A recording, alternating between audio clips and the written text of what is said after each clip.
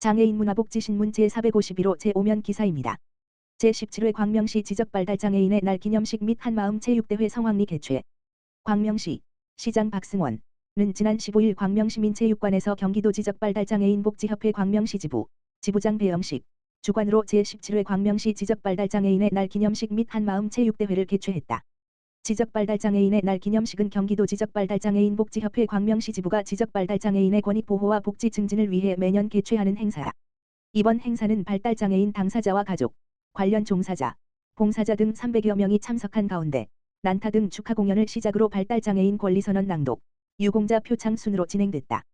기념식 후에는 한마음 체육대회가 열려 발달장애인들이 제기차기, 훌라후프, 신발 던지기, 악스 퀴즈 등의 종목에 참여하며 소통하는 시간을 가졌다.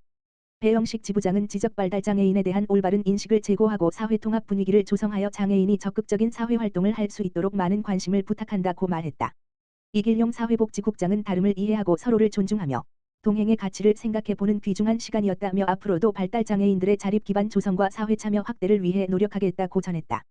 한편 광명시는 지난 3월 경기도 최초 발달장애인 직업전환센터를 개소해 발달장애인의 취업과 자립 지원을 위해 지속적으로 노력하고 있다. 광주시 2024년 주민참여 예산 128개 사업 85억 원 선정. 광주시는 2024년도 25년 반영 주민참여 예산 사업으로 총 128개 사업을 선정했다고 11일 밝혔다. 선정 분야별로는 공모사업 총 6건, 34억 2,700만 원, 16개 읍면동 제한 사업 122건, 51억 6,700만 원 등 총 128건의 85억 원 규모다. 주민참여 예산제는 예산 편성 등 과정에서 주민참여와 투명성, 공정성 확보 등 재정민주주의를 실현하기 위한 제도로 시는 예산학교 운영, 사전 추진의회, 온라인 투표 등을 통해 시민의 참여를 적극 유도해왔다. 공모사업은 온라인 투표 점수 30%와 주민참여 예산위원회 심의 점수 70%를 합산해 선정했으며 시도 21호선 버스 베이 조성 사업 직리천 보행자 데크도로 설치 탄벌 송정 주민자치센터 리모델링 우산 1, 2 마을회관 앞 복개천 제시공 광주시 복지박람회 개최 광주시 복지인프라 실태조사 및 수요조사 연구용역이 선정됐다. 또한 주민 생활 개선을 위한 지역별 제안 사업으로 122건을 선정했다. 이와 관련 방세환 시장은 시민이 직접 지역에 필요한 예산을 제안하고 결정하는 주민참여 예산제는 희망찬 변화, 행복도시 광주를 만들어가는 원동력이 될 것이라며 내년에도 시민의 많은 관심과 참여 속에 주민참여 예산제가 활성화될 수 있도록 내실 있게 이끌어 가겠다고 말했다. 광명시 평생학습 통합 플랫폼 대히트. 이용자 17배 늘어. 광명시 시장 박승원 가 생애주기별 평생교육 프로그램을 원스톱으로 이용할 수 있도록 구축한 평생학습 통합 플랫폼 광명이지가 큰 인기를 끌고 있다. 시는 지난 3월 서비스를 개시한 광명이지 이용자가 6개월여 만에 17배 증가했다고 11일 밝혔다. 시에 따르면 통합 플랫폼 구축 이전 광명이지 월평균 이용자는 2만 1천 명에서 구축 이후 월평균 35만 8천 명으로 크게 늘었다. 또 인생플러스 센터 등 신규 교육 운영기관이 별도의 홈페이지를 만들지 않고 광명이지에서 수강 신청과 결제를 할 수 있어 도입 비용 4천만 원을 절감하는 성과도 거뒀다. 여성비전센터, 주민자치센터, 도서관 등 기존 교육 운영기관들도 향후 홈페이지 고도화나 유지관리비 예산을 기관별로 연간 600만 원을 절감할 수 있게 됐다. 광명이지는 시 평생학습원에서 운영하는 프로그램을 비롯해 산하 공공기관과 도서관, 동행정복지센터 등에서 이루어지는 모든 평생학습 프로그램을 망라해 온라인에서 편리하게 이용할 수 있도록 서비스를 제공하고 있다. 서비스 개시 후 광명자치대학, 광명지식상점, 평생학습축제, 장애인 평생학습 강좌 등 평생학습원 220개 프로그램을 비롯해 여성비전센터 181개, 도서관 140개, 인생플러스 센터 34개 등 31개 기관 1,076개 강좌를 광명이지에서 접수하였다. 또 광명시민 평생학습 지원금 신청도 가능하다. 시 평생학습원이 제작한 동영상 학습 콘텐츠와 경기도 지식, 글식 등 타 기관 동영상 강좌를 들을 수 있으며 줌을 접목해 온라인으로 실시간 화상 강의가 가능한 시스템도 갖췄다. 박승원 광명시장은 누구나 언제 어디서나 학습할 수 있는 기반을 갖춰 시민들이 평생학습과 더 가까워졌다면서 더욱 풍성한 평생학습 콘텐츠를 마련해 시민에게 제공하겠다고 말했다. 광주시 장애인가족지원센터 개소. 광주시는 8일 지역 내 장애인과 장애인 가족을 위한 장애인가족 지원센터를 개소했다. 이날 개소식에는 방세환 시장을 비롯해 허경행 시의회 의장, 도의원 및 시의원과 관내 장애인 및 장애인 가족 등 80여 명이 참석해 광주시 장애인가족 지원센터 개소를 축하했다.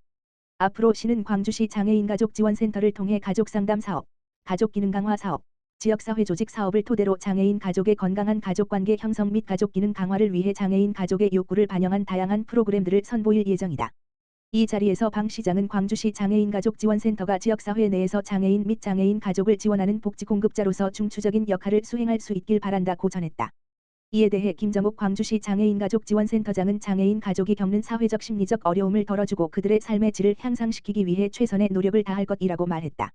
구리시 정신건강복지센터 정신건강 인식개선 캠페인 펼쳐. 구리시 정신건강복지센터 센터장 윤진웅은 정신건강의 날 10월 10일 을 맞아 지난 10일 구리 전통시장에서 정신질환에 대한 오해와 편견을 해소하기 위한 정신건강 인식개선 캠페인을 추진했다. 이번 캠페인은 정신건강 지식 및 태도 조사 악스 퀴즈 나만의 마음 돌봄 노하우 알아보기 거리 행진 등 다양한 체험형 부스를 운영하는 형식으로 진행됐다. 윤진웅 구리시 정신건강복지센터장은 정신건강에 대한 많은 오해와 편견들로 정신건강에 대한 지원이 필요한 사람들이 적절한 도움을 받지 못하는 경우가 많다라며 이번 캠페인을 통해 시민들이 정신건강의 중요성에 대해 다시 한번 생각해보며 계기가 되길 바란다라고 전했다. 한편 구리시 정신건강복지센터에서는 지역 주민을 대상으로 우울, 불안, 스트레스 등 정신건강과 관련된 무료 상담을 제공하고 있다. 자세한 사항은 구리시 정신건강복지센터 다만 전화기 지역번호 031-550-8660으로 문의하면 된다. 구리시 교문 이동 동절기 복지사각지대 위기가구 발굴 캠페인 실시. 구리시 시장 백경현 교문 이동 행정복지센터 동장 윤동섭 은 8일 지역사회보장협의체 주관으로 동절기 복지사각지대 위기가구 발굴 캠페인을 실시했다. 이날 교문 이동 지역사회보장협의체 위원들은 관내 주거 취약지역인 단독주택가를 비롯하여 지역 접근성이 좋고 정보 교환이 활발한 부동산, 편의점 등을 안내 리플렛과 홍보 물품을 배부하며 갑작스럽게 생활고에 처한 주민들이 신속하게 필요한 복지 서비스를 받을 수 있도록 이들에 대한 따뜻한 관심과 제보를 독려했다. 한태숙 교문 이동 지역사회보장협의체 위원장은 이번 홍보 활동을 통해 주민들이 주변에 어려움을 겪고 있는 이웃이 있는지 관심을 갖는 계기가 되길 바란다라고 말했다. 윤동섭 교문 이동장은 복지사각지대 발굴 홍보 활동에 앞장서 주신 지역사회보장협의체 위원님들께 감사드린다라며 앞으로도 주민들이 더욱 빠르고 쉽게 복지 서비스에 접근할 수 있는 환경을 만드는 데 최선을 다하겠다라고 전했다.